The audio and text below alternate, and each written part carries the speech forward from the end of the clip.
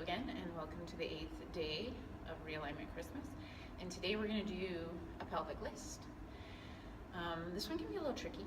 So you want to find well-aligned legs to start. So parallel feet, and generally speaking, when we first start out, most people are a little duck-footed, you can see. So to find a parallel foot, you want to go from the base of your pinky toe to the outside edge of your ankle, and those two lines run directly parallel to one another. And then from the top of your pelvis, or your ASIS, what we call our hip bones sometimes, through the center of your knee to the center of your heel, you want those two lines to be perfectly parallel. And then finally, from a side view, what you'll find is most of us, you can see the center of my hip is hovering sort of over the arch of my foot or the center of my foot. So in a well-aligned leg, you actually want to move our hips back so that the center of your hip sits over the center of your ankle. And you'll notice when I did that, I'm leaning forward a little bit. So I'm still working on my rib thrust, still working on my tight hip flexors. So in order for me to get my pelvis over my heels, I gotta back my hips up a little bit. So that's what you want to look at. You want to have parallel legs, pelvis width apart, and you want to have a pelvis that's sitting back over your heels. And another way to look at that is you're kind of sticking your bum out. Because as soon as you stick your bum out, then you have access to truly turning on your glutes, which is what we want here. So you have parallel feet, pelvis width apart, your pelvis back, your hips back over your heels. And you're just gonna start to wander a little bit from side to side.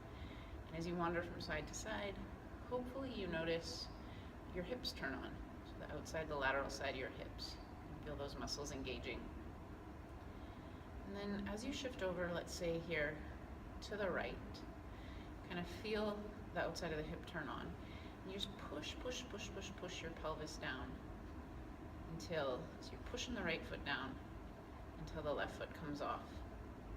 You're just hanging out here.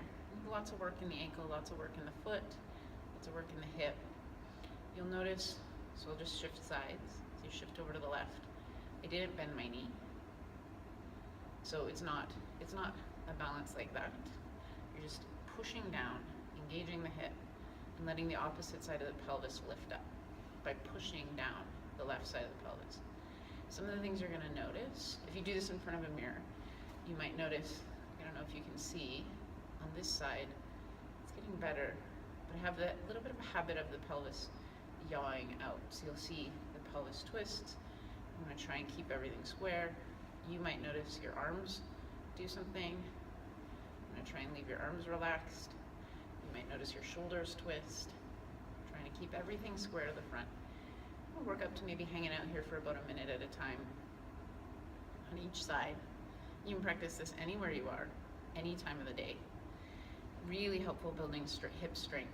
Great work if you have hip pain, knee pain, foot pain. It's just an overall really great strength exercise. If you have a really hard time, like maybe you're pushing down, you can't get the opposite leg to rise, sometimes it is helpful to put your hands on a wall or on a counter, but once you get yourself into the lift, you want to start to use your hands less. So good luck practicing the list. If you have any questions, leave them in the comments. Thanks for joining me today. We'll see you tomorrow on day 9 of the 12 days of Christmas.